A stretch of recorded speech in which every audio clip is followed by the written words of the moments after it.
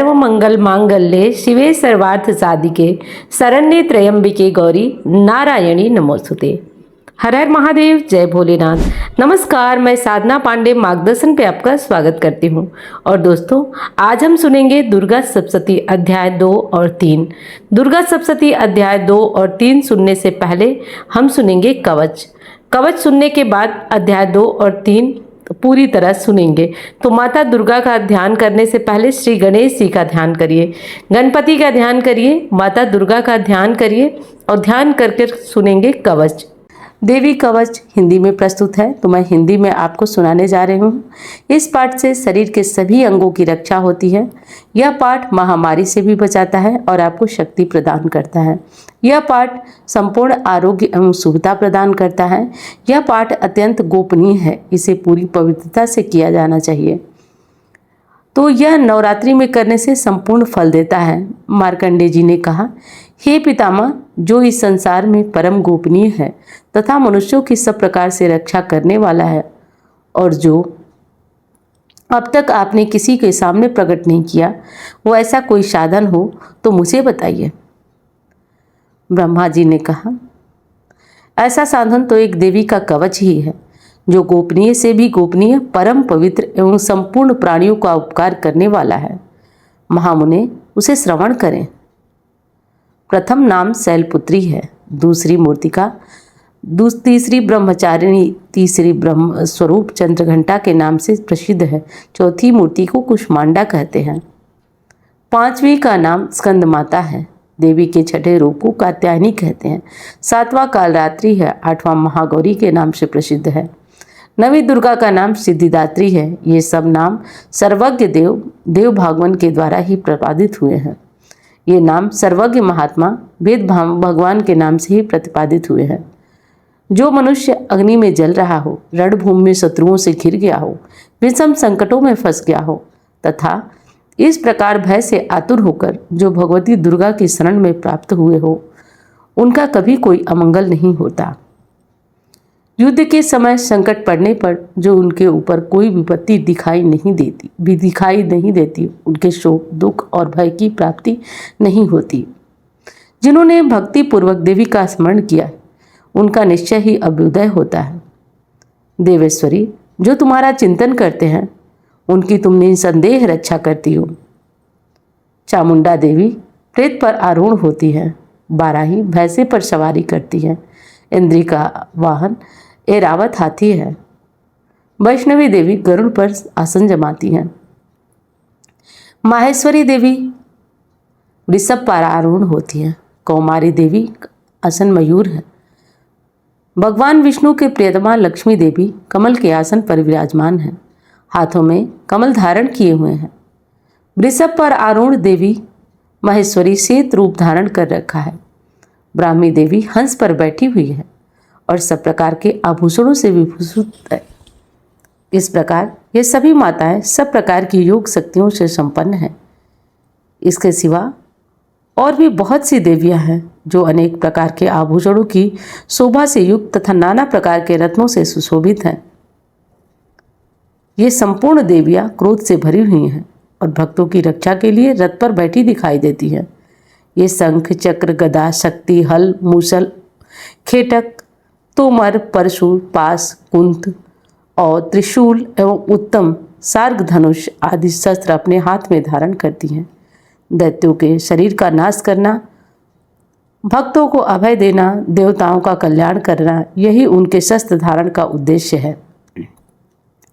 महान रौद्र रूप, अत्यंत घोर पराक्रम, महान बल और अत्यंत उत्साह वाली देवी, तुम महान भय का नाश करने वाली हो, तुम्हें नमस्कार है। तुम्हारी ओर देखना भी कठिन है। शत्रुओं का भय बढ़ाने वाली जगदम्बिको, मेरी रक्षा करो। पूर्व दिशा में इंद्री शक्ति मेरी रक्षा करें, अग्निकोण में अग्नि शक्ति, दक्षिण दिशा में वाराही तथा नैऋत्य कोण में खरग धाननी मेरी रक्षा करें, पश्चिम दिशा में वारुणी, वायव्य कोण में मृग पर सवारी करने वाली देवी मेरी रक्षा करें, उत्तर दिशा में कौमारी, ईशान कोण में शूलधारिणी देवी मेरी रक्षा करें, ब्रह्माणी, तुम ऊपर की ओर से मेरी रक्षा करो, वैष्णवी देवी नीचे की ओर से मेरी रक्षा करो। इसी प्रकार सौ को अपना वाहन बनाने वाली चामुंडा देवी दसों दिशाओं में मेरी रक्षा करें। जया आगे से, विजया पीछे से मेरी ओर से रक्षा करें। बांग भाग में अजिता, दक्षिण भाग में अपराजिता रक्षा करें। उद्योतिनी शिखा की रक्षा करें। उमा मेरे मस्तक पर विराजमान होकर रक्षा करें। ललाट में मालाधारी रक्षा करें। और यशस्विनी देवी मेरी भौहों का संरक्षण करें। भौहों के मध्य भाग में त्रिनेत्रा और नथनों की यमघंटा देवी रक्षा करें। ललाट में मालाधारी रक्षा करें और यशस्विनी देवी मेरी भौहों का संरक्षण करें। भौहों के मध्य भाग में त्रिनेत्रा और नथनों की यमघंटा देवी रक्षा करें। नासिका में सुगंधा और ऊपर के ओष्ठ में चंडिका देवी रक्षा करें। नीचे के ओठ में अमृत कला तथा जीवा में सरस्वती रक्षा करें। कौमारी दांतों की और चंडिका कंठ प्रदेश की रक्षा करें। चित्रघंटा गले की घाटी और महामाया तालु में रहकर रक्षा करें। कामांटी ठोड़ी की और सर्वमंगला मेरी वाणी की रक्षा करें। भद्रकाली ग्रीवा में और धनुधरी पृष्ठवंश में मेरुदंड में रहकर मेरी रक्षा करें। कंठ के बाहरी भाग में नीलग्रीवा और कंठ की नली में नीलकुबरी रक्षा करें। दोनों कंधों में खड़ग धारनी और मेरी दोनों भुजाओं में वज्र धारनी रक्षा करें। दोनों हाथों में दंडिनी और अंगुलियों में अंबिका रक्षा करें। शूलेश्वरी नखों की रक्षा करें। कुलेश्वरी कुष्टि पेट में रहकर मेरी रक्षा करें। महादेवी दोनों स्तनों की और शोक वन विनाशिनी देवी मन की रक्षा करें। ललिता देवी हृदय में और शूलधारणी उदर में रहकर मेरी रक्षा करें। नाभि में कामिनी, गुहा भाग में गुहेश्वरी रक्षा करें। पूतना और कामिका लिंग की और महिष वाहिनी गुदा की रक्षा करें। भगवती कटी भाग में और विंध्यवासिनी घुटनों की रक्षा करें। संपूर्ण कामनाओं को देने वाली महावला दोनों पिंडलियों की रक्षा करें। नारसिंही दोनों घाटियों की और तेजस देवी दोनों चरणों के पृष्ठभाग की रक्षा करें। श्रीदेवी पैरों की उंगलियों में और तलों में, पैरों के तलों में रक्षा करें। अपनी दाढ़ों में रहकर भयंकर दिखाई देने वाली दृष्टांकराली देवी नखों की और ऊर्ध्वकेशनी देवी केशों की रक्षा करें। रोम वालियों के छिद्रों में कौवेरी और त्वचा की बागेश्वरी देवी रक्षा करें। पार्वती देवी रक्त मज्जा, वसा, मांस, हड्डी और मेद की रक्षा करें। आंतों की कालरात्रि, पित्त की मुकुटेश्वरी रक्षा करें। मूलाधारी आदि कमल केशों में पद्मावती देवी और कफ में चूड़ामणि देवी स्थित होकर रक्षा करें। नख के तेज में ज्वालामुखी रक्षा करें। जिसका किसी अस्त्र से भेदन नहीं हो सकता, वह अभेद्या देवी शरीर की समस्त संधियों में रक्षा करें। ब्राह्मणी देवी आप मेरे वीर की रक्षा करें। छत्तेश्वरी छाया की तथा धर्म धारिणी देवी मेरे अहंकार, मन और बुद्धि की रक्षा करें। हाथ में ब्रज धारण करने वाली वज्रहस्ता देवी मेरे प्राण, अपान, व्यान, उदान, समान वायु की रक्षा करो। कल्याण से शोभित होने वाली भगवती कल्याण शोभना मेरे प्राण की रक्षा करे। रस, रूप, गंध, स्वाद और स्पर्श इन सभी विषयों का अनुभव करने वाली योगिनी देवी रक्षा करें तथा सत्वगुण, रजोगुण और तमोगुण की रक्षा सदा देवी नारायणी करें। वाराही आयु की रक्षा करें। वैष्णवी धर्म की रक्षा करें। चक्रिणी चक्र धारण करने वाली देवी यश, कीर्ति, लक्ष्मी, धन तथा विद्या की रक्षा करें। इंद्राणी मेरे गोत्र की रक्षा करें। चंडिके तुम मेरे पशुओं की रक्षा करें। महालक्ष्मी पुत्रों की रक्षा करें। भैरवी पत्नी की रक्षा करें। मेरे पद की सुपर्णा तथा मार्ग की क्षेमकरी रक्षा करें। राजा के दरबार में महालक्ष्मी रक्षा करें तथा सब व्याप्त रहने वाली विजया देवी संपूर्ण भयों से मेरी रक्षा करें। देवी जो स्थान कवच में नहीं कहा गया है, रक्षा से रहित है, वह सब तुम्हारे द्वारा सुरक्षित हो, क्योंकि तुम विजयशालिनी और पापनाशिनी हो। यदि अपने शरीर का भला चाहे तो मनुष्य बिना कवच का एक भी पग कहीं न धरे। कवच का पाठ यात्रा करने में ही बहुत काम आता है, इसलिए यात्रा करने से पहले कवच का पाठ करके ही यात्रा करें। कवच के द्वारा सब ओर से मनुष्य सुरक्षित हो। जहाँ कहीं भी जाता है वहाँ उसे धन लाभ होता है। संपूर्ण कामनाओं की सिद्धि करने वाली विजया की प्राप्ति होती है। वह जिस जिस अभिष्ट वस्तु का चिंतन करता है वह उसको निश्चय ही प्राप्त हो जाती है। वह पुरुष इस पृथ्वी पर तुलना रहित होकर महान ऐश्वर्य का भागी होता है। कवच से सुरक्षित मनुष्य निर्भय हो जाता है। युद्ध में उसकी पराजय नहीं होती। वह तीनों लोकों में पूजनीय होता है। देवी का कवच देवताओं के लिए भी दुर्लभ है।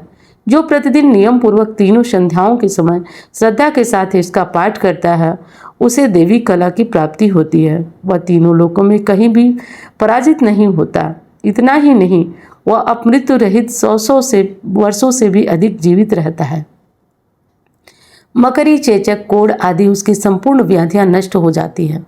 कनेर, भांग, अफीम, धतूरे आदि का स्थावर विष, सांप और बिच्छू आदि के काटने से चढ़ा हुआ जंगम विष तथा फेन और तेल के संयोग से आदि से बनने वाला कृत्रिम विष, ये सभी प्रकार के विष दूर हो जाते हैं, उनका कोई असर नहीं होता है। इस प्रकार मारण, मोहन आदि जितने अविचारिक प्रयोग होते हैं वह इस प्रकार के मंत्र से यंत्र होते हैं। इस कवच के हृदय में धारण कर लेने से और मनुष्य को देखते ही देखते वह नष्ट हो जाते हैं। यही नहीं, पृथ्वी पर विचरने वाले ग्राम देवता, आकाशचारित देव, विशेष जल के संबंध से प्रकट होने वाले गण, उपदेश मात्र से सिद्ध होने वाले निम्न कोटि के देवता, अपने जन्म के साथ प्रकट होने वाले देवता, कुल देवता, कंठमाला आदि, डाकिनी, शाकिनी, अंतरिक्ष में विचरने वाली अत्यंत बलवती भयानक डाकिनियां, ग्रह, भूत, पिशाच, यक्ष, गंधर्व, राक्षस, ब्रह्म राक्षस, वेताल, कुष्मांडा, भैरव आदि अग्निकारक देवता भी हृदय में कवच धारण किए रहने पर उस मनुष्य को देखते ही भाग जाते हैं। कवचधारी पुरुष को राजा के समान वृद्धि की प्राप्ति होती है। यह कवच मनुष्य के तेज की वृद्धि की रक्षा करने वाला है। कवच का पाठ करने वाला पुरुष अपनी कीर्ति से विभूषित तल पर अपने सुयश के साथ साथ वृद्धि को प्राप्त होता है। जो पहले कवच का पाठ करके उसके बाद सप्तशती पाठ करता है, उसकी जब तक वन, पर्वत, काननों सहित यह पृथ्वी टिकी रहती है तब तक यहाँ पुत्र, पौत्र आदि संतान परंपरा बनी रहती है। देह का अंत होने पर वह पुरुष भगवती महामाया के प्रसाद से नित्य परम पद को प्राप्त होता है। जो पुरुष देवताओं के लिए भी दुर्लभ है वह अत्यंत दिव्य सुंदर धारण करता है और कल्याण शिव के साथ आनंद का भागी होता है। तो यह था दुर्गा सप्तशती में पढ़े जाने वाला सबसे पहले कवच था। कवच संपूर्ण हुआ। अब हम सुनेंगे दुर्गा सप्तशती अध्याय 2।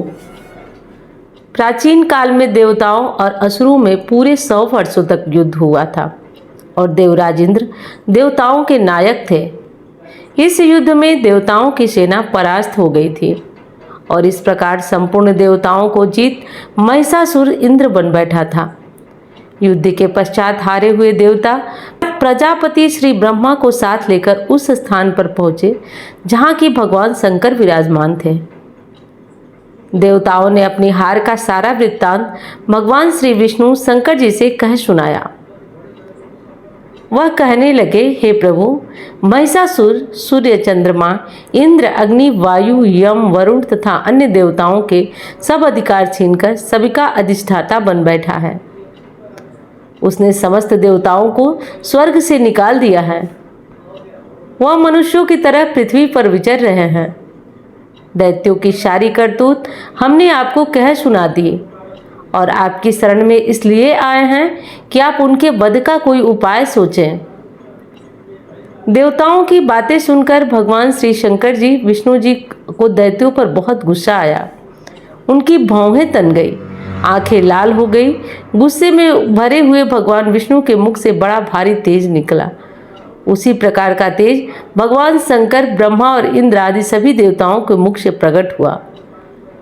फिर वह सारा तेज एक में मिल गया और वह तेजपुंज ऐसे दिखता था जैसे जाज्वल्यमान पर्वत हो। देवताओं ने देखा कि उस पर्वत की ज्वाला चारों तरफ फैली हुई थी और देवताओं के शरीर से प्रकट हुए तेज की किसी तेज अन्य तुलना में नहीं हो सकती थी। एक स्थान पर इकट्ठा होने पर वह तेज एक देवी के रूप में परिवर्तित हो गया और अपने प्रकाश में तीनों लोकों में व्याप्त जान पड़ा। वह भगवान शंकर का तेज था। उससे देवी का मुख प्रकट हुआ था। यमराज के तेज से उसके सिर के बाल बने। भगवान श्री विष्णु के तेज से उसकी भुजाएं बनी। चंद्रमा के तेज से दोनों स्तन बने और इंद्र के तेज से जंघा तथा पिंडली बनी और पृथ्वी के तेज से नितंब भाग बना। ब्रह्मा के तेज से दोनों चरण और सूर्य के तेज से उनकी अंगुलियां पैदा हुई। वसुओं के तेज से हाथों की अंगुलियां एवं कुबेर के तेज से नासिका बनी। प्रजापति के तेज से उनके दांत और अग्नि के तेज से उनके नेत्र बने। संध्या के तेज से उनकी भौहें और वायु के तेज से उनके कान प्रकट हुए। इस प्रकार देवी का प्रादुर्भाव हुआ। महिषासुर से पराजित देवता उस देवी को देखकर अत्यंत प्रसन्न हुए। भगवान शंकर ने अपने त्रिशूल में से एक त्रिशूल निकालकर उस देवी को दिया और भगवान विष्णु ने अपने चक्र में से एक चक्र निकालकर उस देवी को दिया। वरुण ने अपने चक्र में से एक चक्र निकालकर उस देवी को दिया और वरुण ने देवी को शंख भी भेंट किया। अग्नि ने इसे शक्ति दी, वायु ने इसे धनुष और बाण दिए।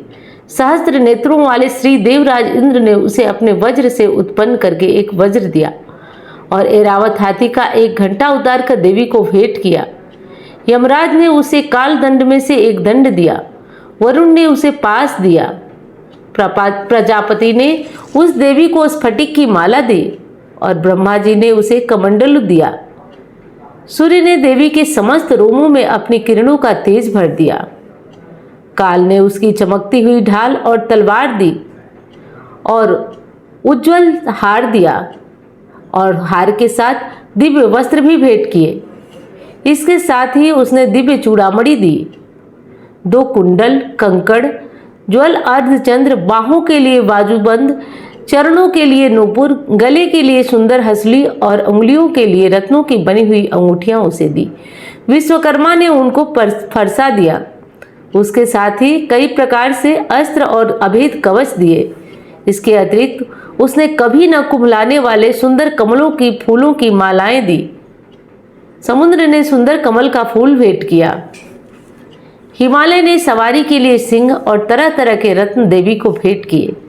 यक्षराज कुबेर ने मधु से भरा हुआ पात्र और शेष नाग ने उन्हें बहुमूल्य मोतियों से जड़ा हुआ नागहार भेंट किया। इसी तरह देवताओं ने उसे आभूषण और अस्त्र देकर उनका सम्मान किया।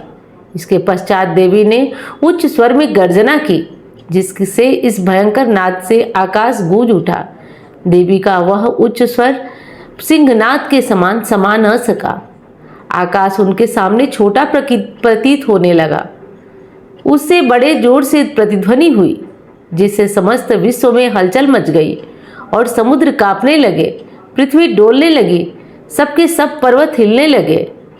देवताओं ने उस समय प्रसन्न हो सिंहवाहिनी जगतमयी देवी से कहा, देवी आपकी जय हो। इसके साथ महर्षियों ने भक्ति भाव से विनम्र होकर उनकी स्तुति की। संपूर्ण त्रिलोकों का शोक मग्न देखकर दैत्यगण अपनी सेनाओं को साथ लेकर हथियार आदि सजाकर उठ खड़े हुए। महिषासुर के क्रोध की सीमा नहीं थी। उसने क्रोध में भरकर कहा, यह सब क्या उत्पात है।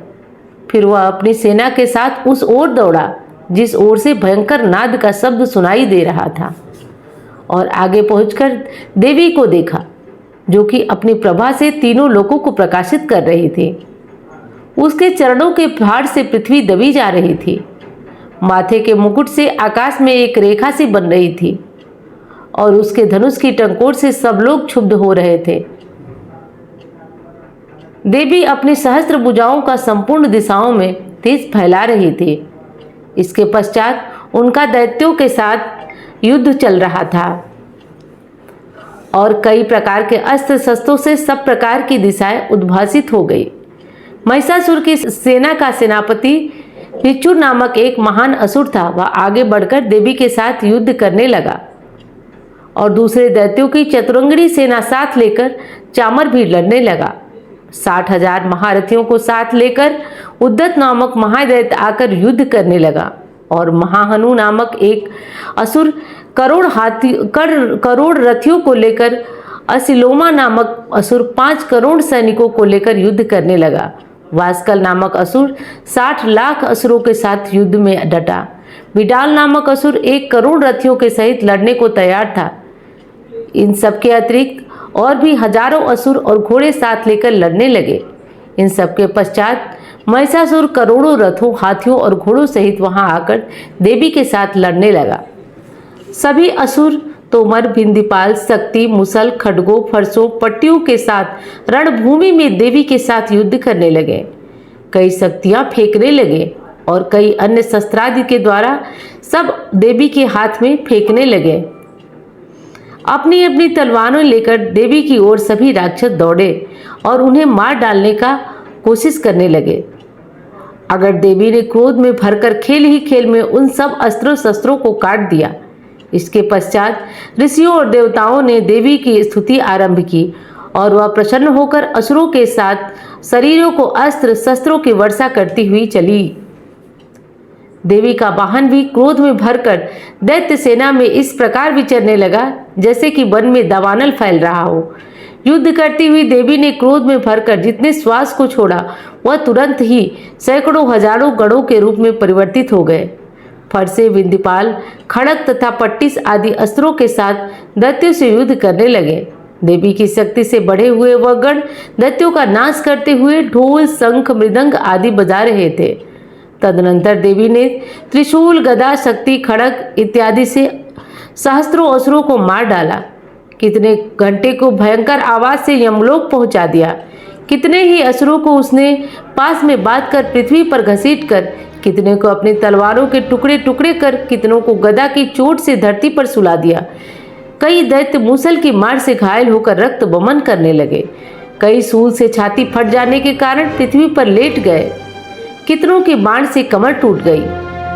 देवताओं को पीड़ा देने वाले दैत्य कट कट कर मरने लगे।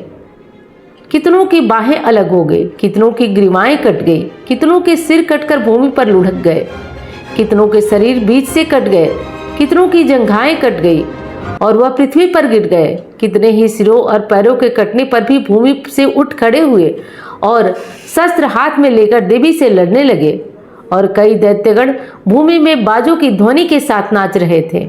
कई असुर जिनके सिर कट चुके थे बिना धड़ के ही हाथ में शस्त्र लिए हुए देवी से लड़ रहे थे। दैत्य रह रहकर ठहरो ठहरो कहते हुए देवी को युद्ध के लिए ललकार रहे थे। जहां पर यह घोर संग्राम हुआ वहां की भूमि रथ, हाथी, घोड़े असुरों की लाशों से भर गई थी और असुर सेना के बीच में रक्तपात होने के कारण रुधिर की नदियां बह रही थी। और इधर इस तरह देवी ने विशाल सेना को क्षण भर में इस तरह नष्ट कर डाला जैसे तृण काष्ठ के बड़े समूह को अग्नि नष्ट कर डालती है। देवी सिंह गर्जन से बालों को हिलाता हुआ बड़ा शब्द कहता हुआ असुरों के शरीरों से मानो उनके प्राणों को ढूंढ रहा था। वहां देवी के गणों ने जब दैत्यों के साथ युद्ध किया तो देवताओं ने प्रसन्न होकर आकाश से उन पर वर्षा की। तो दोस्तों ये था दुर्गा सप्तशती अध्याय 2। अब हम सुनेंगे दुर्गा सप्तशती अध्याय 3। तो चलिए माता रानी का नाम लीजिए, स्मरण करिए और सुनेंगे अध्याय 3। अध्याय 3 में सेनापति सहित महिषासुर का वध है। महर्षि मेधा ने कहा, महिषासुर की सेना नष्ट होती देखकर उस सेना का सेनापति चिच्छुर क्रोध में भरकर देवी के साथ युद्ध करने के लिए आगे बढ़ा। वह देवी पर इस प्रकार बाणों की वर्षा करने लगा मानो सुमेरी पर्वत पर धार बरसा रहा हो। इस प्रकार देवी ने अपने बाणों से उसके कटे हुए बाणों को काट डाला और अपने घोड़ों और सारथी को मार डाला। साथ ही उनके धनुष और उनकी अत्यंत ऊंची ध्वजा को भी काट कर नीचे गिरा दिया। उसके धनुष कट जाने के पश्चात उसके शरीर के अंगों को भी अपने बाणों से खींच दिया। धनुष, घोड़े और सारथी के नष्ट हो जाने पर वह असुर ढाल और तलवार लेकर देवी की तरफ आया। उसने अपनी तीक्ष्ण धार वाली तलवार से देवी के सिंह पर के मस्तक पर प्रहार किया और बड़े वेग से देवी की बाईं भुजा पर वार किया। देवी की बाईं भुजा को छूते हुए उस दैत्य की तलवार टूटकर 2 टुकड़े हो गई। इससे दैत्य में क्रोध भरकर शूल हाथ में लिया और उस भद्रकाली देवी की तरफ फेंका। देवी की ओर आता हुआ वह शूल आकाश से गिरते हुए सूर्य के समान प्रज्वलित हो उठा। उस शूल को अपनी ओर आते हुए देखकर देवी ने भी शूल छोड़ा और महाअसुर के उस शूल के 100 टुकड़े कर दिए। साथ ही साथ महाअसुर के प्राण भी हर लिए। चिच्छुर के मरने पर देवताओं को दुख देने वाला चामर नामक दैत्य हाथी पर सवार होकर देवी से लड़ने के लिए आया। उसने आने के साथ ही शक्ति का प्रहार किया। किंतु देवी ने अपनी हुंकार से उसे तोड़कर पृथ्वी को पर डाल दिया। शक्ति को टूटा हुआ देखकर दैत्यों ने क्रोध से लाल होकर शूल को जलाया, किंतु देवी ने उसको भी काट दिया। इतने में देवी का सिंह उछलकर हाथी के मस्तक पर सवार हो उठा और दैत्य के साथ बहुत ही तीव्र युद्ध करने लगा। फिर वह दोनों लड़ते हुए हाथी से पृथ्वी पर आ गिरे और दोनों बड़े क्रोध से लड़ने लगे। फिर सिंह बड़े जोर से आकाश की ओर उछला और जब पृथ्वी की ओर आया तो उसने अपने पंजे से चामर का सिर धड़ से अलग कर दिया। क्रोध से भरी हुई देवी ने शिला और वृक्ष आदि की चोटों से उदाग्र को भी मार डाला। कराल को दांतों मुक्कों थप्पड़ों से चूर्ण कर डाला। क्रुद्ध हुई देवी ने गदा के प्रहार से उद्धत दैत्य को मार गिराया। भिंदीपाल से वाष्पल के बाणों से ताम्र तथा अंधक को मौत के घाट उतार दिया। तीनों नेत्रों वाली परमेश्वरी ने त्रिशूल से उग्रास्त उग्र ग्रीव महाहनु नामक राक्षसों को मार गिराया। उसने अपनी तलवार से बिडाल नामक दैत्य का सिर काट डाला। अपने बाणों से दुर्धर दुर्मुख राक्षसों को यमलोक पहुंचा दिया। इस प्रकार महिषासुर ने देखा कि देवी की सेना को किस प्रकार नष्ट कर दिया। वह भैंसे का रूप धारण करके देवी की गढ़ों को दुख देने लगा। उन गढ़ों में कितनों को उसने मुख से प्रहार किया, कितनों को खुरों से, कितनों को पूंछ से, कितनों को सिंहों से, बहुतों को दौड़ाने के वेग से, अनेकों को सिंहनाद से, कितनों को चक्कर देकर, कितनों को श्वास वायु के झोंके से पृथ्वी पर गिरा दिया। और इस प्रकार गढ़ों की सेना को गिरा देवी की सिंह को मारने के लिए दौड़ा। इस प्रकार देवी को बहुत गुस्सा आया। उधर दैत्य भी क्रोध में भरकर धरती को खुरों से खोदने लगा तथा सिंहों से पर्वत को उखाड़ उखाड़ कर धरती पर फेंकने लगा और मुख से शब्द करने लगा। महिषासुर के वेग से चक्कर देने के कारण पृथ्वी क्षुब्ध होकर फटने लगी। उसकी पूंछ से टकराकर समुद्र चारों तरफ फैलने लगे। हिलते हुए सिंहों के आघात से मेघ खंड खंड हो गए। श्वास से आकाश में उड़ते हुए पर्वत फटने लगे। इस तरह क्रोध से भरे हुए राक्षस को देख चंडिका को भी क्रोध आ गया और वह उसे मारने के लिए क्रोध में भर गई। देवी ने पास फेंककर उस दैत्य को बांध लिया और उसने बंध जाने पर दैत्य का रूप धारण किया और सिंह का रूप धारण कर लिया। जब ही देवी उसका सिर काटने के लिए तैयार हुई, उसने पुरुष का रूप बना लिया जो कि हाथ में तलवार लिए हुए था। देवी ने तुरंत ही अपने बाणों से उस पुरुष की तलवार की ढालें अलग कर दी। इसके पश्चात वह हाथी के रूप में दिखाई देने लगा। अपनी लंबी सूंड से देवी की तरफ खींचने लगा और गर्जने लगा। देवी ने अपनी तलवार से उसकी सूंड काट डाली।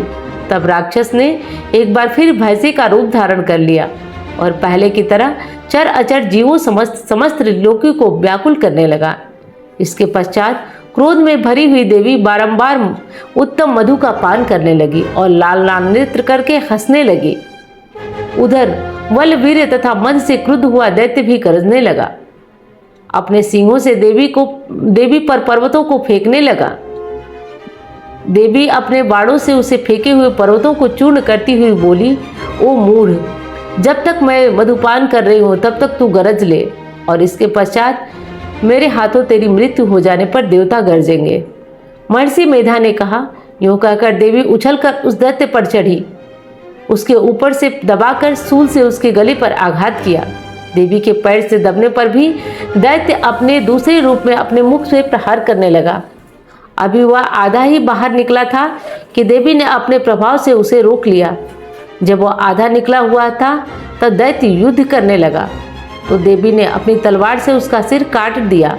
इसके पश्चात सारी राक्षस सेना हाहाकार करते हुए वहां से भाग खड़ी हुई और सब देवता अत्यंत प्रसन्न हुए तथा ऋषि महर्षियों सहित देवी की स्तुति करने लगे। गंधराज गान करते हुए अप्सराएं नृत्यगान करने लगी। तो दोस्तों, ये था दुर्गा सप्तशती अध्याय 3। मैं उम्मीद करती हूँ कि सप्तशती आपको काफ़ी पसंद आ रही होगी और वीडियो पसंद आए तो लाइक करना भूलिएगा मत। चैनल को आपने सब्सक्राइब नहीं किया हो तो ज़रूर कर लीजिएगा। अब मैं मिलती हूँ आपसे अन्य वीडियो में। धन्यवाद।